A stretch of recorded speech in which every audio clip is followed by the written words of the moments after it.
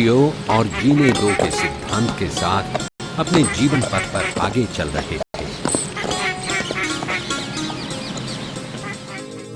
वो अपने माता पिता और बड़े भाई से बहुत प्यार करते थे। वर्धमान संसार के किसी भी बंधनों में बंधना नहीं चाहते थे। अपने बड़ों के प्रति आदर और प्रेम की वजह से वसंतपुरा की राजा समरवीरा की सुपुत्री यशोदा से उन्होंने विवाह किया। गृहस्थ जीवन काल में वर्धमान को एक पुत्री हुई। उसका नाम रखा गया प्रियदर्शना। अपनी पत्नी यशोदा और पुत्री प्रियदर्शना के साथ गृहस्थ जीवन बिताते हुए भी वर्धमान का मन संसार से विरक्त था। उनकी खोज कुछ और ही थी, उनका ध्येय कुछ और ही था। क्षत्रिय कुंड में शाही घराने के दिन प्रसन्नता से व्यतीत हो रहे थे। समय रुकता नहीं।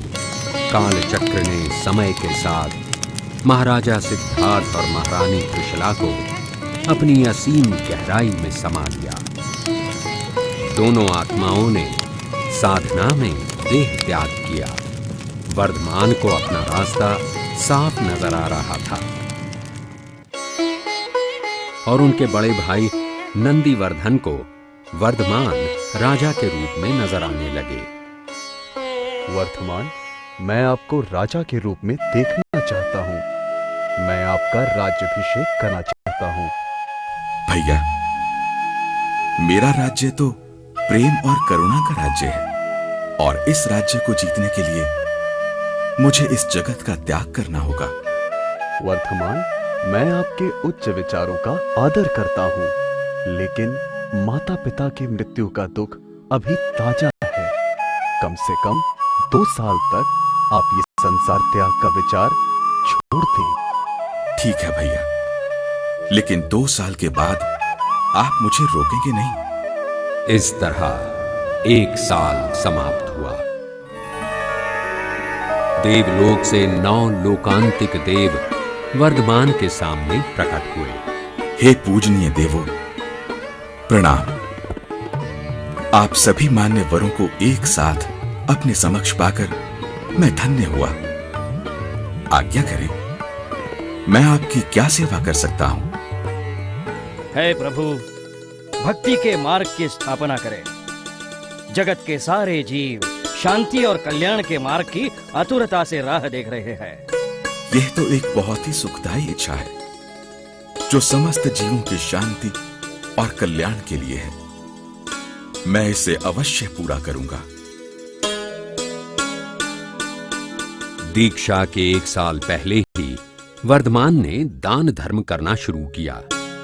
वे दान देते गए, यहां तक कि अपने लिए फूटी कौड़ी भी नहीं बचाई। और यही एक सच्चे सन्यासी की पहचान है। हे मेरे प्रियजनों, मैं आपका बहुत ही आभारी हूं। आपने मुझे संसार को त्यागने की अनुमति दी। यह एक दुर्लभ क्षण है, क्योंकि इस त्याग में आप सबकी अनुमति है। सभी की आत्माएं प्रसन्नता से रोमांचित हैं। भैया, मैं आपकी व्याकुलता और मेरे प्रति अपार प्रेम को समझ सकता हूं।